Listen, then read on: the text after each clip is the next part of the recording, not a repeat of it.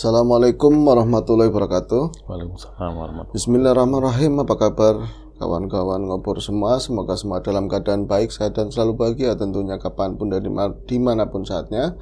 Kembali ada kita berdua di ngobor, ada Bang Ogan, ada saya di sini. Kita bakalan nge-share cerita-cerita horor. Terima kasih untuk teman-teman yang selalu masih setia mantengin ngobor, masih memberikan kami like, juga komen, dan juga ada juga yang memberikan kami support tank. Kita sangat menghargai itu semua. Semoga kita semakin semangat dalam konten ya Bang ya. Iya. Baiklah, tadi ada sedikit sounding dari Bang Ogan, katanya mau ada yang diceritakan tentang sebuah peristiwa, entah itu teman atau kerabat yang mengalami. Ya cuman sekelumit sih, agak Horor ya Bang ya, tapi horor ya. lumayan horor. Lumayan horor, mencekam. Langsung lempar aja ke Bang Ogan. Nah, kita mukadimah dulu, Cia. Mukadimah. Ya. Assalamualaikum warahmatullahi wabarakatuh. Waalaikumsalam warahmatullahi Apa kabar kawan-kawan semuanya dimanapun berada?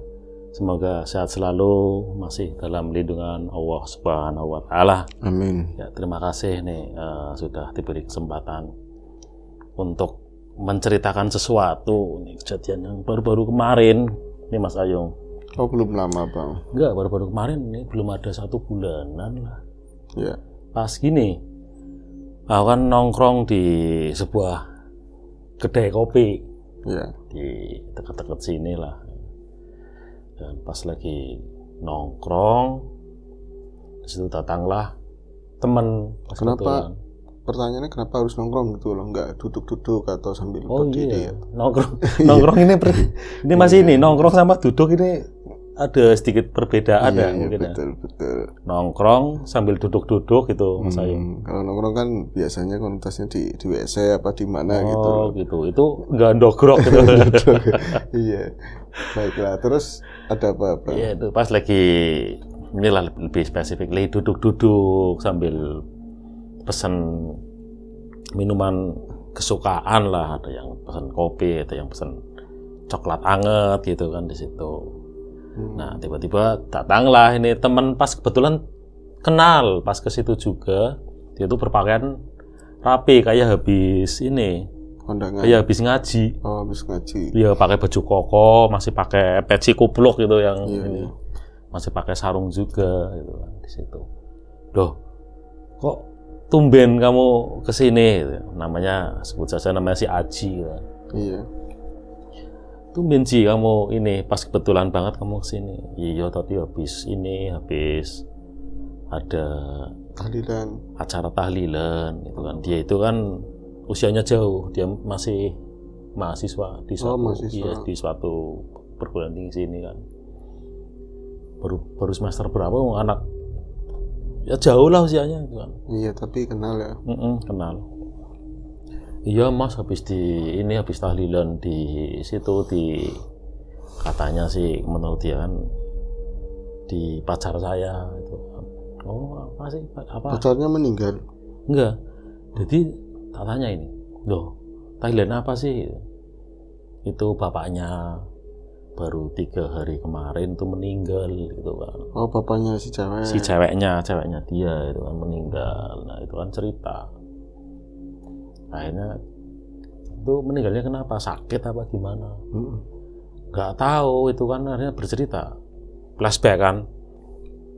Nggak ada angin apa, nggak ada apa. Ternyata sang kakaknya pacar itu pas 3 hari yang lalu, itu sekitar jam 11 siang lah. Itu kan kakaknya pacar kan sama mahasiswa juga. Itu pulang kuliah karena berangkatnya pagi. Pulang kuliah, biasanya kan bapaknya itu udah di depan tuh. Kalau habis ke sawah atau ke kebunnya itu kan. Itu dicari-cari nggak ada, tumben banget tuh nggak ada bapak. Itu masuk dipanggil-panggil, nggak ada, atau di belakang gitu kan. Di belakang rumahnya kan gini, rumahnya model bangunan-bangunan lama itu ya Mas. Yang Iya. Pintunya double itu kan. Tangkap, Ya, pintu-pintu kayak gitu. Terus depannya itu ada pohon-pohon mangga, ada pohon pisangnya juga, itu ada sekitaran samping-sampingnya itu kan. Nah, pas cari di belakang tuh barangkali biasanya kan bapak kan selalu usir istilahnya apa ya? Nggak pernah berhenti lah itu. Iya. Suka sibuk-sibuk gitu kan. Sibuk. Nggak ada di belakang, nggak ada. Nah, setelah masuk Pak, panggil Pak, di mana sih ya? Nah, dia itu kaget langsung. Begitu masuk ke kamarnya Bapak, barangkali Bapak gitu, coba tak lihat kamarnya. Itu yang terlihat Mas Ayo. Itu kaki yang sedang menggelantung itu. Nah, ternyata Bapak masih pakai sarung dengan leher yang terjerat tali seperti itu, dengan lidahnya keluar seperti itu. Oh, gantung diri, Bang. Iya, lebih intinya seperti itu. Dia itu meninggal dalam keadaan gantung diri. Nah, seperti itu kan akhirnya kan si kakak kan sempat shock gitu kan. Ya seperti itu. Nah, pas teriaknya kan kenceng banget kan, lihat orang tuanya kayak gitu Mas Ayu. Kata ceritanya si Aji seperti itu. Teriak kenceng banget sampai akhirnya tetangga pada denger. Itu kan teriak sambil nangis histeris kayak gitu. Pada nyamperin, ada apa ini kamu gitu. Nah, lihat posisi dia itu di bawah kayak gini sambil memeluk kakinya si bapak itu, sambil nangis kayak gitu, tangannya pada kaget itu. Nah, akhirnya diturunkan seperti itu, terus ada laporan si Pak RT juga ke situ dengan inisiatif, ya udah ini pokoknya kalau ada urusan meninggalnya seperti ini ya dikaitin sama dipanggil pihak kepolisian ke situ. Barangkali meninggalnya bukan pure bunuh diri, ada versi macam-macam kan. Betul. Iya, ada di visum di rumah sakit tetap murni bunuh diri. Yang bikin heran keluarganya kan kok sampai seperti itu. Kadang kan orang-orang yang apa kata keluarganya kalau meninggal seperti itu kan biasanya kan punya masalah yang benar-benar berat gitu kan Mas Ayu. Iya. Itu nggak tahu, kayaknya nggak biasa aja, nggak ada masalah apa-apa kok sampai bunuh seperti itu gitu loh. Nah, yang kata si Aji yang tahlilan ke situ kan malam pertama tahlilan gitu kan, itu suasananya kan beda Mas Ayu. Iya, beda sama orang yang meninggal lumrah gampangnya. Kan di lingkungan juga seperti apa, tuh kan di rumah sendiri juga seperti apa, sampai mau ke belakang aja itu anak-anaknya padahal masih satu keluarga Mas Ayu.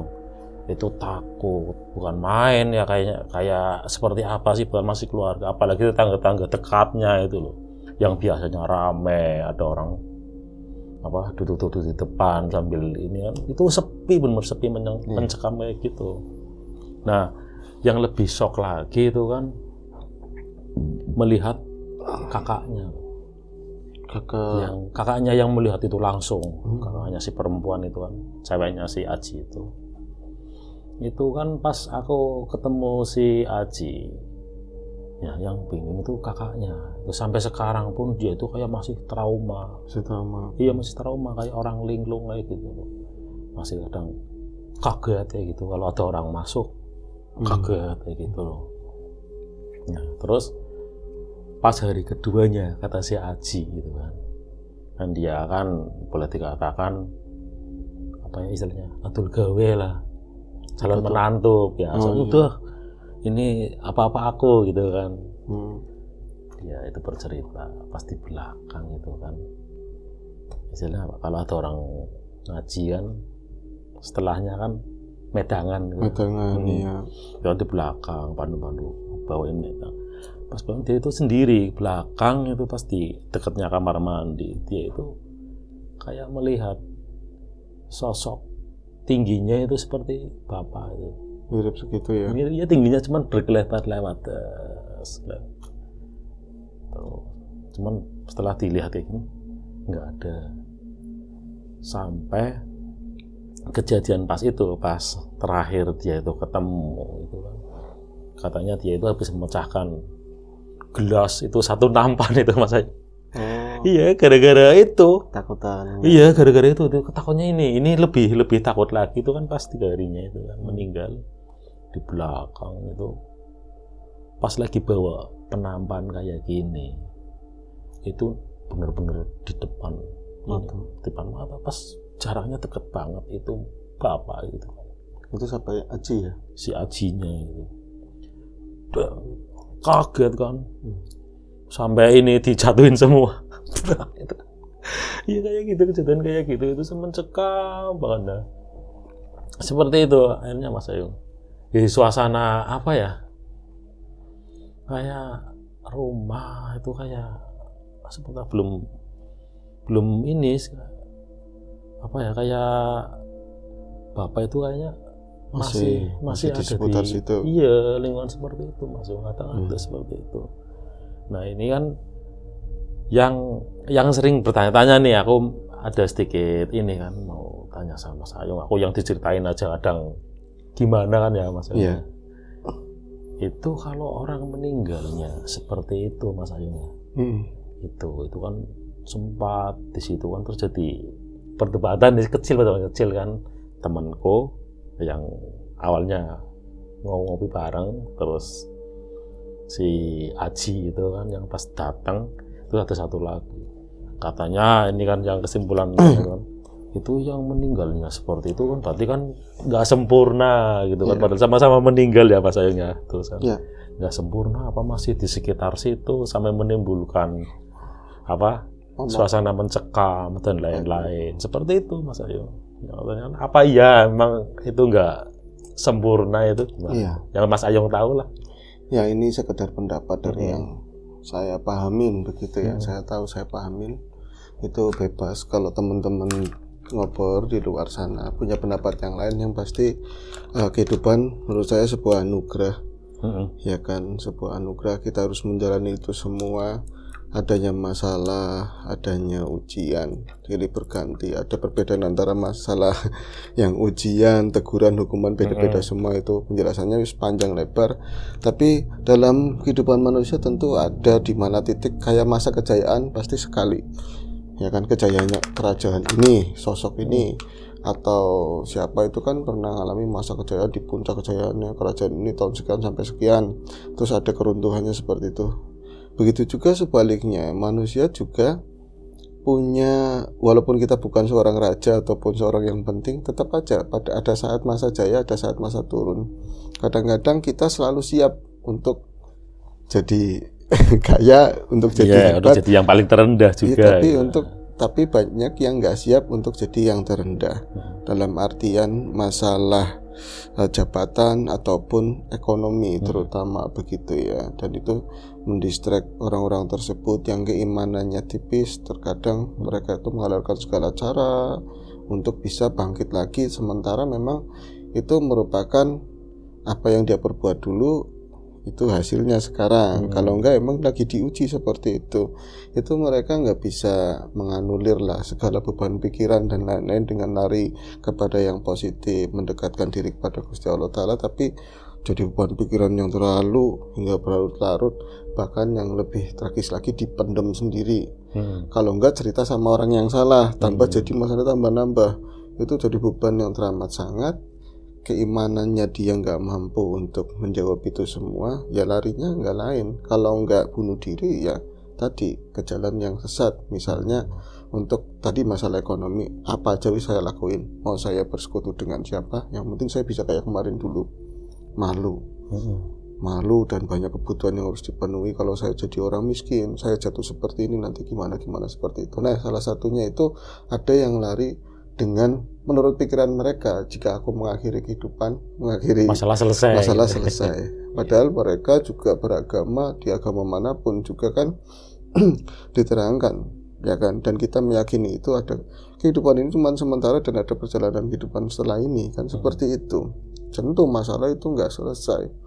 Yang ada dia bikin masalah tadi ya, buat anak istri, buat lingkungan yang tadinya anteng karena kejadiannya bunuh diri kayak tadi, aneh ya, nggak lumrah gitu kan, jadi momok. Dan aja kadang-kadang cincin yang nyamar dari kejadian yang tersebut mewujud jadi seseorang yang melakukan gantung diri tersebut, akhirnya kan ya jadi runyam seperti itu, Bang. Nah, pertanyaan aku mau ngomong apa tadi ya, yang pasti apa, dari beberapa peristiwa yang, dan aku pernah melihat orang bunuh diri secara langsung, 2 kali mungkin. Lagi yang pertama saat aku masih sekolah, dan itu sama Mas Riam, itu gantung Itu emang gantung ya? gantung di atas sumur, dan Hmm. itu dekat lapangan, itu gantung di atas sumur. Jadi dia kayak udah dipersiapkan, talinya merah, konon kata talinya merah, serem juga Bang.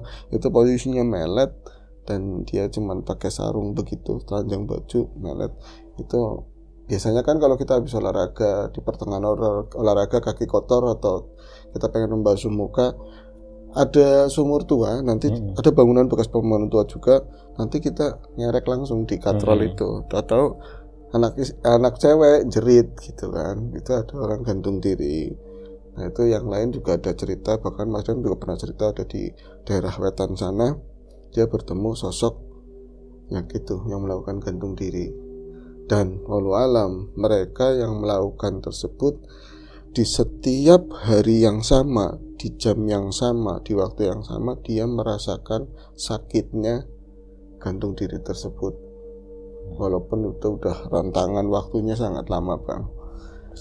Iya, jadi kalau misalnya dikatakan mereka itu belum tentang atau gentayangan, itu wallahu alam. Tapi yang kami pernah bukan mempelajari ya, dapat beberapa cerita, dan dari saya juga ada di daerah Suhur, sering penelusuran kayak gitu, itu masih berpusat seperti itu, dan di jam yang sama dia ngerasakan sakit yang sama.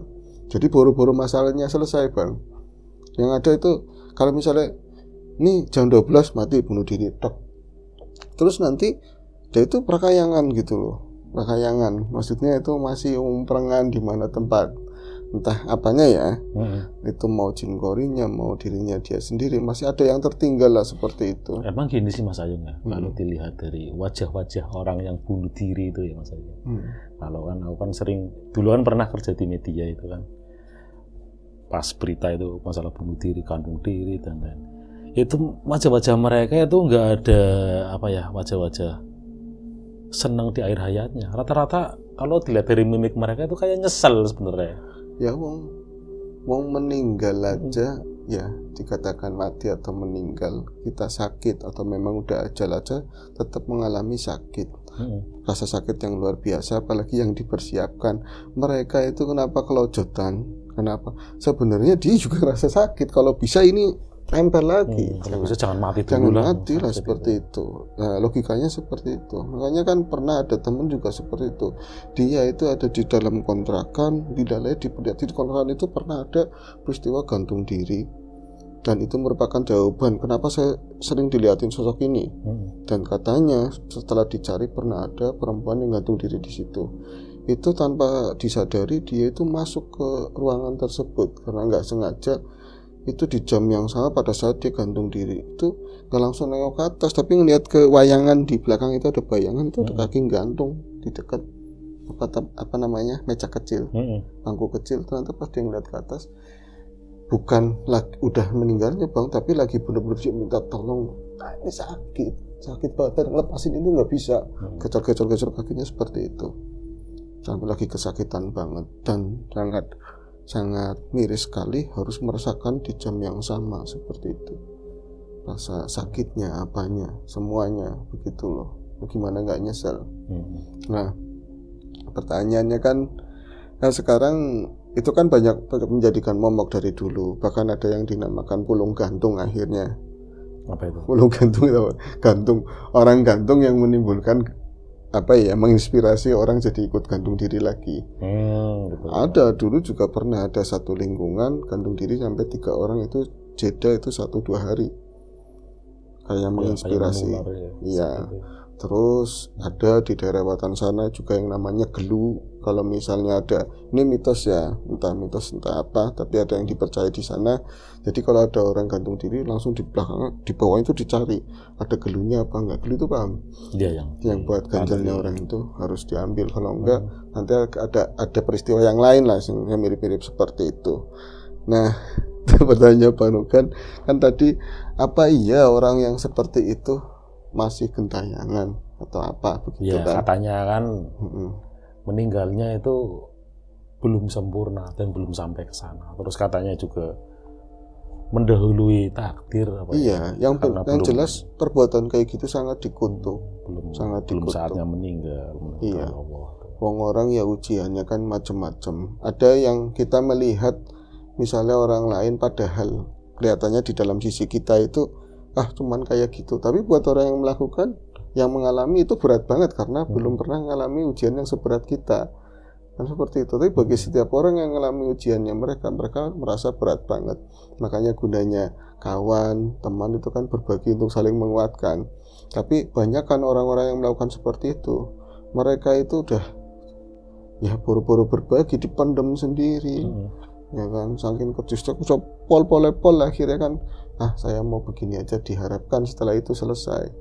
Tahu-taunya justru dapat timbul masalah baru buat keluarga. Terus dapat cerita, apalagi zaman sekarang Bang, apa-apa divideokan, ada di YouTube, ada di macam-macam, bahkan jenengan aja cerita sekarang, ya kan? Itu gimana anak keturunannya nanti, mbah saya dulu bunuh diri, bapak saya dulu begini, itu kan kasihan ya. Yang keduanya dari sisi orangnya tersebut, emang udah selesai? Ya dia melanggar aturan, bahasanya kan seperti itu. Kalau misalnya orang meninggal yang haknya Gusti Allah Ta'ala dengan jalan mati yang memang sudah ditentukan. Kalau itu kan ngarang sendiri harus matinya seperti itu. Kalau memang harus larian nanti itu belum tenang, belum wajar, emang gak wajar, meninggalnya aja gak wajar kan. Nah, dihubungkan lagi dengan cerita sebelumnya, setiap jam itu ngalami rasa sakit yang sama. Makanya dengan cerita seperti ini bukan berarti untuk nyerem-nyeremin atau enggak. Jangan, benar-benar jangan sampai berpikir aja jangan. Kayak seperti orang kita mau nyupang pesugihan, berpikir aja jangan, apalagi melakukan. Seperti orang kita mau gantung diri, kata orang-orang bilang itu kayak setan ini loh, setan yang biasa di rel kereta api. Jangan pernah berpikir nabrakin diri di rel di kereta api. Itu mereka itu ngajakin terus supaya ke situ. Ada kayak ini ada bidang-bidangnya setan yang memang begitu. Kita mau gantung diri terus dibisikin untuk seperti itu. Itu kalau sampai kejadian berarti emang udah pol itu ya. Ya kan bukan berarti mau jadi temannya mereka. Ya jadi teman, artinya teman karena mereka itu tersesat melakukan hal yang salah dan sangat dikutuk. Bahasanya wong kehidupan harusnya dijalani. Kalau misalnya ujian juga harus dihadapi. Jalannya kan banyak, gunanya orang itu dikasih pengertian, pelajaran tentang keimanan yang diyakini kan buat bisa mengcover itu semua.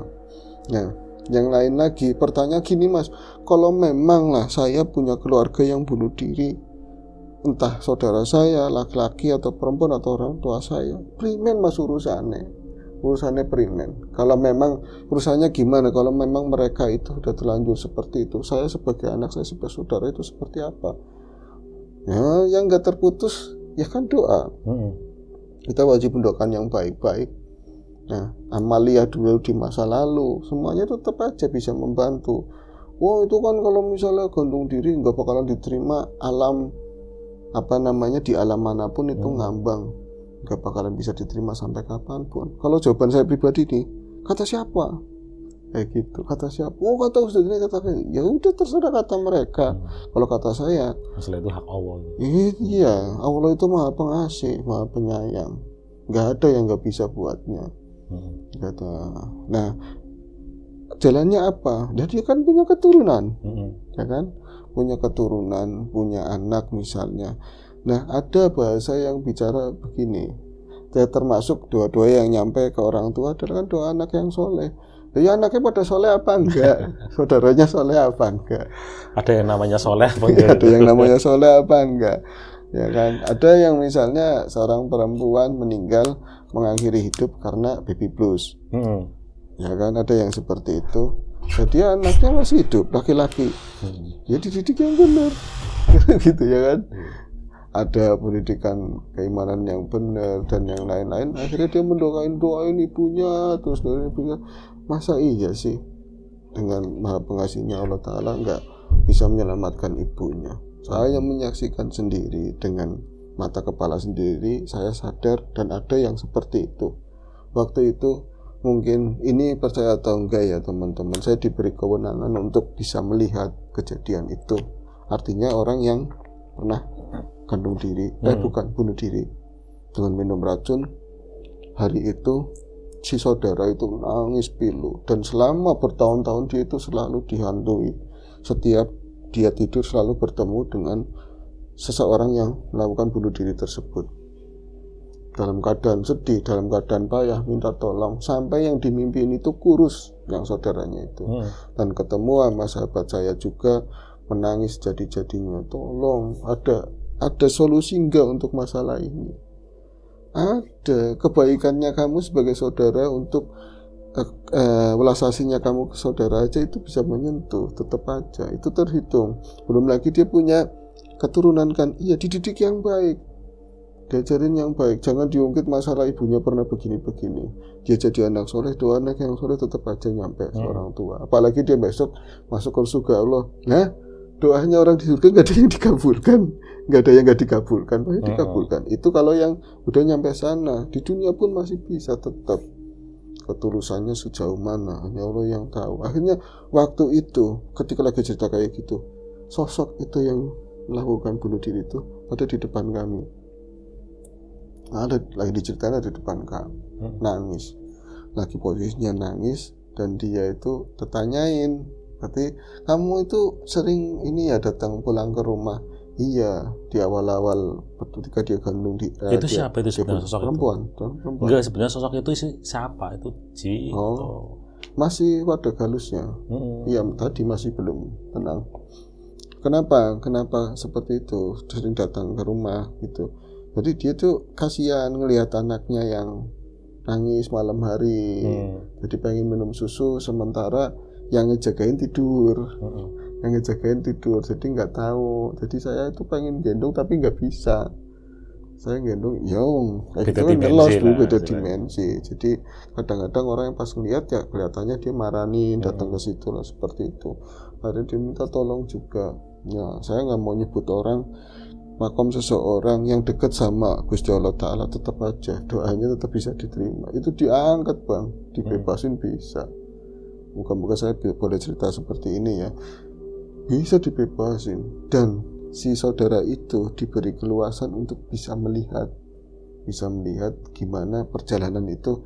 Dia dengan baju yang putih itu naik atas, naik atas, kayak di film-film, naik seperti itu. Jadi dia mendoain saudara itu, karena memang dari pihak orang tua itu menutup semua kejadian untuk seolah-olah itu tetap tidak pernah terjadi apa-apa, dan ini sakit lumrah.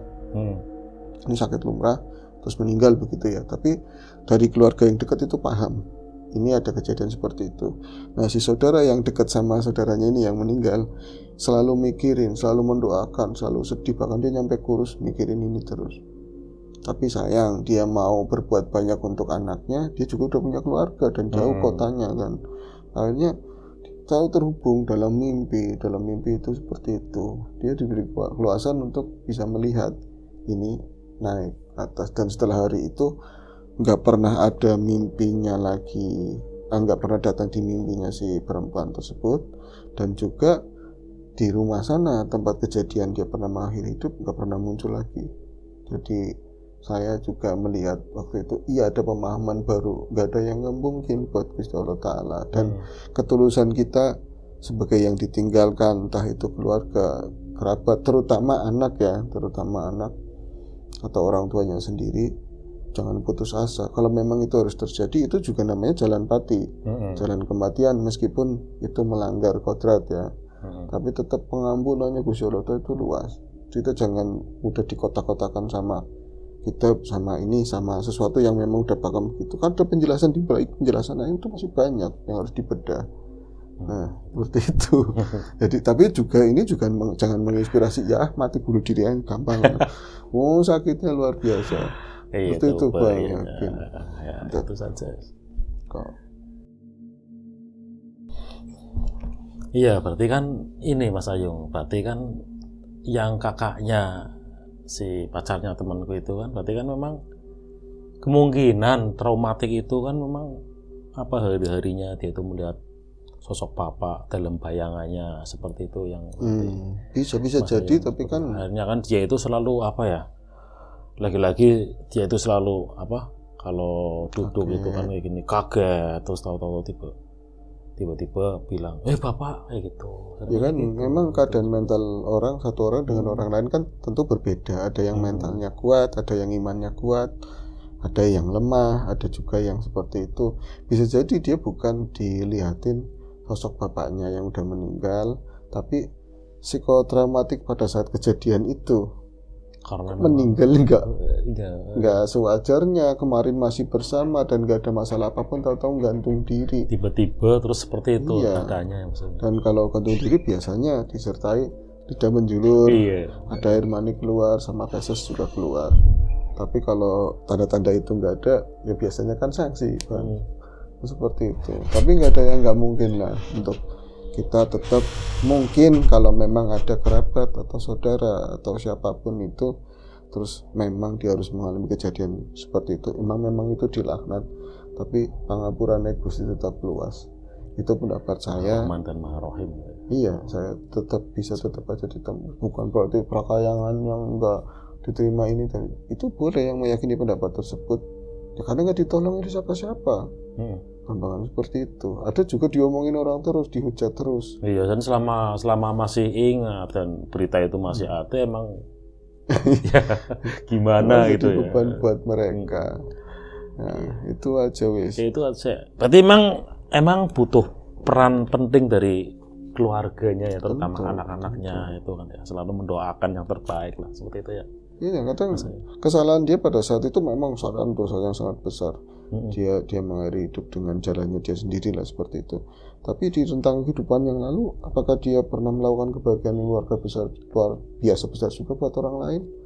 Pernah juga dia melakukan kebaikan yang tadinya orang itu juga mau yang fatal gara-gara perbuatannya dia itu, jadi mereka itu jadi baik, jadi membuat kebaikan buat orang lain. Itu juga kebaikan semua kan.